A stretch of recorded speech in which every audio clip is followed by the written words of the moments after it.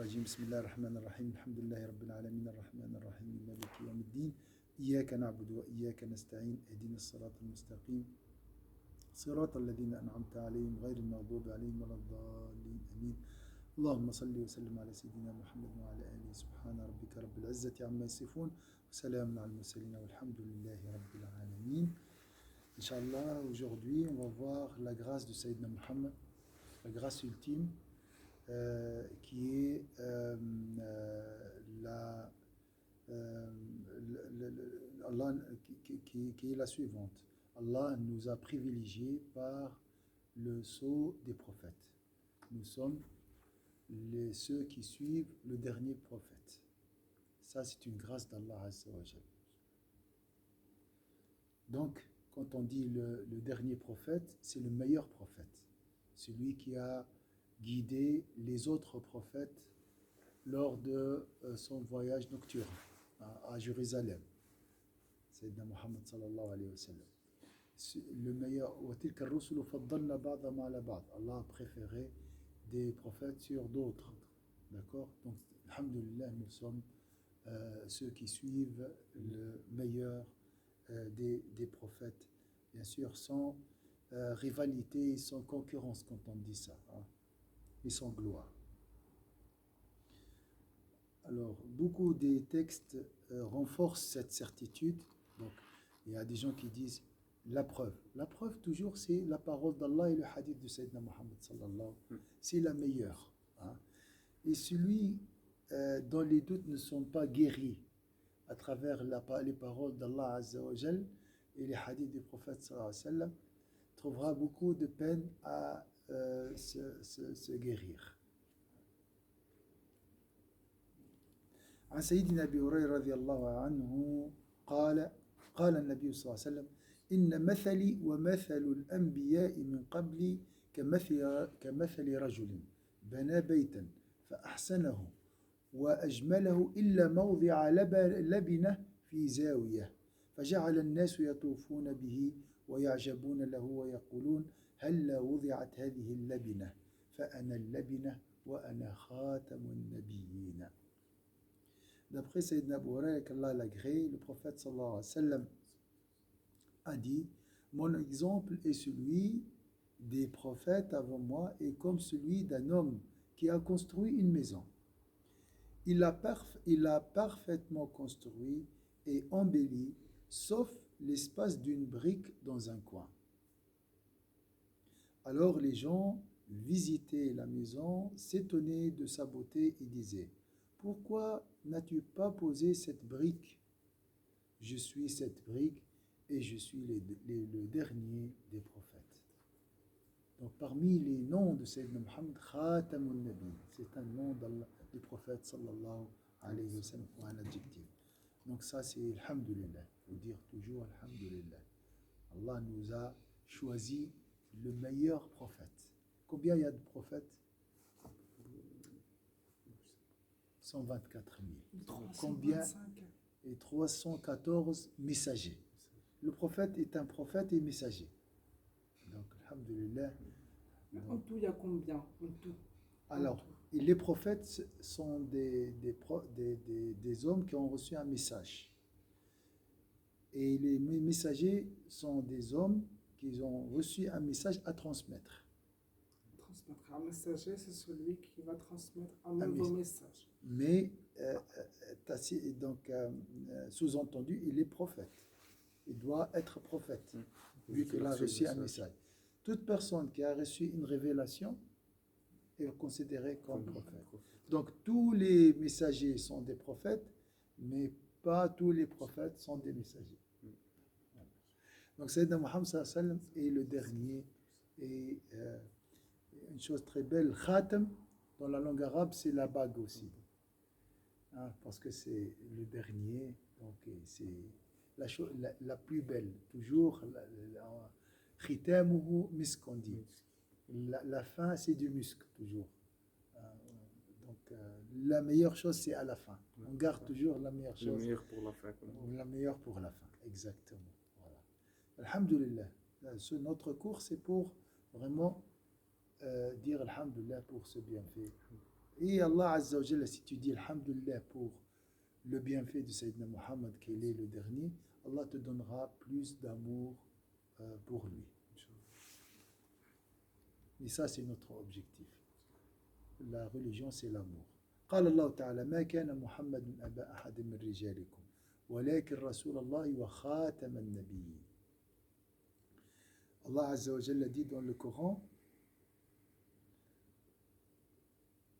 le Sayyidina Muhammad sallallahu alayhi wa sallam, Muhammad n'a jamais été le père de l'un de vos hommes, mais le messager d'Allah est le dernier des prophètes.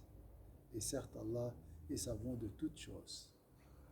Donc c'est Allah qui témoigne que Sayyidina Muhammad sallallahu alayhi wa sallam est le dernier messager, le dernier des prophètes. D'accord? Pas de prophète, on va voir après lui.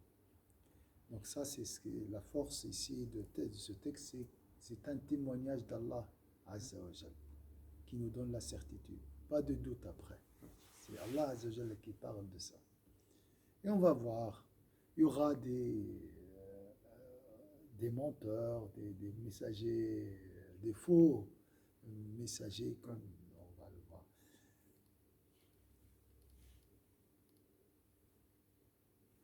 عن سيدنا سعيد قال قتادة رحمه الله في قوله تعالى ولكن رسول الله وخاتم النبيين أي آخرهم. يقول الله عز وجل un autre verset qui renforce cette réalité. قال الله تعالى اليوم أكملت لكم دينكم وأتممت عليكم نعمتي ورضيت لكم الإسلام دينا. Allah Azza wa Jalla a dit aujourd'hui j'ai parachevé pour vous votre religion. Grâce à Sayyidina Muhammad sallallahu alayhi wa sallam. Le prophète sallallahu alayhi wa sallam a parachevé cette religion, nous l'a transmis. D'accord? Et complété pour vous mon bienfait et j'agrée pour vous l'islam comme religion. Donc ça, vous voyez, ça c'est le meilleur. Le meilleur bienfait d'Allah, c'est quoi? Le meilleur bienfait d'Allah pour nous, c'est quoi? C'est d'avoir mis Mohammed sallallahu alayhi wa sallam. C'est l'islam. C'est l'islam. Qui nous a transmis cette religion? Sayyidina Muhammad sallallahu alayhi wa sallam. Vous voyez l'importance de Sayyidina Muhammad sallallahu alayhi wa sallam? Donc, c'est pour ça, et complété pour vous mon bienfait. D'accord? Aujourd'hui, j'ai parachevé pour vous votre religion et complété sur vous mon bienfait et j'agrée pour vous l'islam comme religion. Il ne faut jamais oublier ça. Chaque matin, tu dis Alhamdulillah, j'ai encore l'islam dans mon cœur. D'accord? Et travaille. Il faut travailler l'islam. Pas la laisser dormir. Pas la laisser s'endormir. Voilà. Il stagne. Ouais. Il devient comme un habit usé. Il faut toujours le travailler. Mais le meilleur moyen pour le garder vif, c'est quoi? C'est dire Alhamdulillah pour l'islam.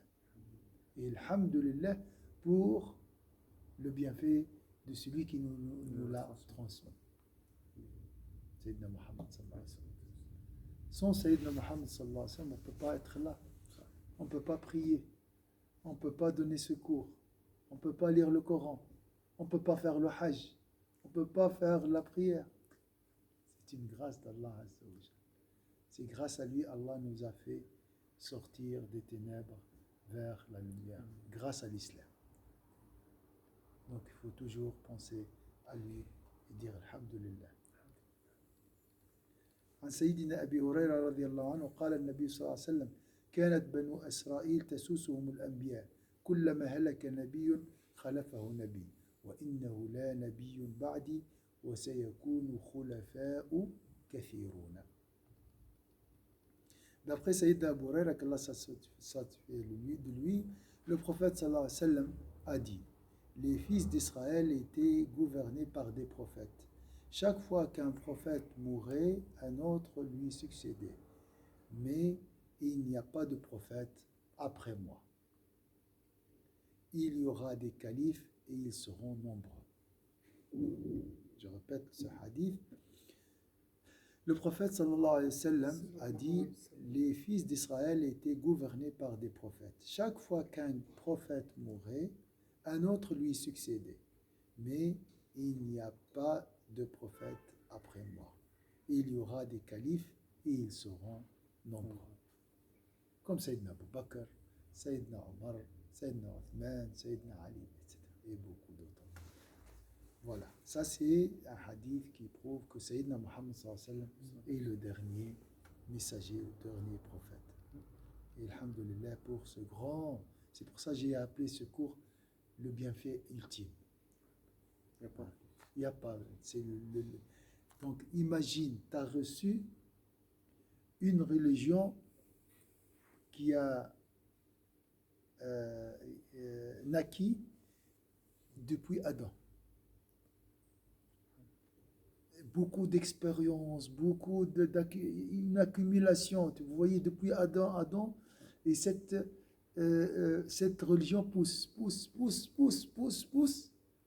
Et en arrivant à l'époque de Sayyidina Muhammad sallallahu alayhi wa sallam, voilà, le prophète t'a donné accueilli le fruit, il t'a donné sur un plat. Vous voyez, donc c'est la conclusion de milliers milliers d'expériences durant l'histoire de l'humanité. Donc vraiment, c'est parachever son bienfait, parachever la religion pour vous. Ça c'est l'importance de Sayyidina Muhammad sallallahu alayhi wa sallam. Vous voyez cette image? Il y avait une construction et le prophète sallallahu alayhi wa sallam, il a complété cette construction. Il t'a donné la clé, voilà, à vite, voilà.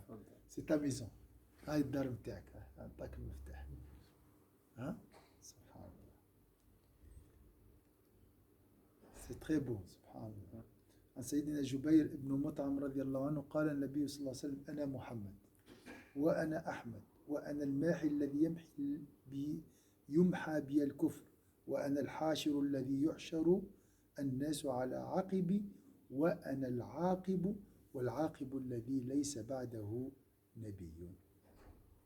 On va voir, c'est le dernier prophète. D'après Sayyidina Abu Jubayr ibn Mut'am qu'Allah l'agrée, le prophète sallallahu alayhi wa sallam a dit: je suis Muhammad et je suis Ahmed. Quelle est la différence entre Muhammad et Ahmed? Ahmed, c'est avant sa venue. Muhammad, هو محمود, هو qu'il soit loué. Loué. Et moi j'ai une question. Allez, je vais parler en français comme ça je vais comprendre. Pourquoi Jésus alayhi salam, il annonce que Ahmed est non Muhammad? Oui. Justement, pourquoi? C'est son nom dans les évangiles. C'est le nom du prophète sallallahu alayhi wa sallam dans l'évangile, Ahmed. Dans l'évangile, Ahmed. On ne sait pas pourquoi il a dit Ahmed, mais c'est parmi les noms du prophète sallallahu alayhi wa sallam. D'accord. Comme parmi nous, il y a des gens qui ont deux noms. La maman appelle Mohammed, et le père ou l'oncle l'a surnommé autre chose. Sayyidina Mohammed, il a plusieurs noms. Mohammed ou Ahmed, c'est les deux noms du prophète sallallahu alayhi wa sallam. C'est la même chose. Ahmed, c'est celui qui Ahmed al-Nas, c'est lui qui loue Allah Azza wa Jalla constamment et de la meilleure manière aussi. Donc Mohammed, celui qui est loué par les créatures, et Ahmed, celui qui loue Allah Azza wa Jalla. Qui est celui qui est attendu? Je n'ai pas compris le sens. Ahmed, c'est la signification, c'est celui qui loue Allah Azza wa Jalla de la meilleure manière. Qui loue Allah. Et Mohammed, c'est celui qui est loué par les créatures. Toutes les créatures disent Alhamdulillah, il est le meilleur créature. Parce que comme on a vu dans un sermon, dans un discours, toutes les créatures connaissent le prophète sallallahu alayhi wa sallam, reconnaissent le prophète sallallahu alayhi wa sallam. toutes les créatures, les pierres, les plantes, les étoiles, les galaxies, les atomes, sauf les pécheurs parmi les ins et les djinns, parmi les humains et les djinns. Donc, il y a beaucoup de mystères ici. Hein. Ça dépasse notre entendement.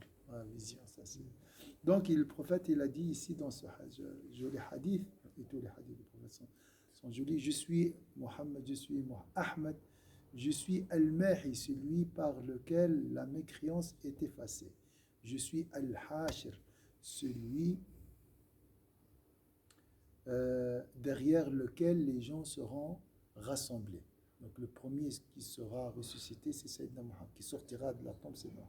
Ensuite, prendra par la main Sayyidina Abu Bakr et Sayyidina Omar. Après, les gens de Baqiyah, à Médine. Ensuite, les gens de la Mecque. Et ils vont ensemble vers la terre de la résurrection, à Hachem. C'est Hachem. Oui, la terre de la résurrection. C'est là qui monte. Oui, alors là, c'est mystérieux aussi. C'est une terre réelle, mais en même temps, c'est la terre de la résurrection. Comme le bassin de Sayyidina Muhammad, il est en dessous de sa chair. Le Rawda, entre sa chair et sa chambre, fait partie du paradis. Sa chair, c'est le mimbar. Le mimbar, la chair, je crois, avec eux. Hein? Ouais. La chair, l'autre. Alors ici, je suis Al-Aqab, celui après qui il n'y a pas de prophète.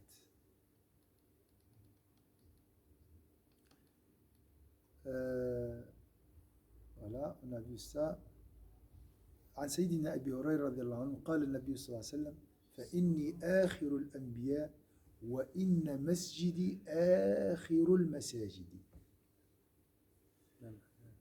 D'après Sayyidina Abu Huraira, que la société fait lui, le prophète sallallahu alayhi wa sallam a dit: je suis certes le dernier des prophètes et ma mosquée est certes la dernière des mosquées des prophètes.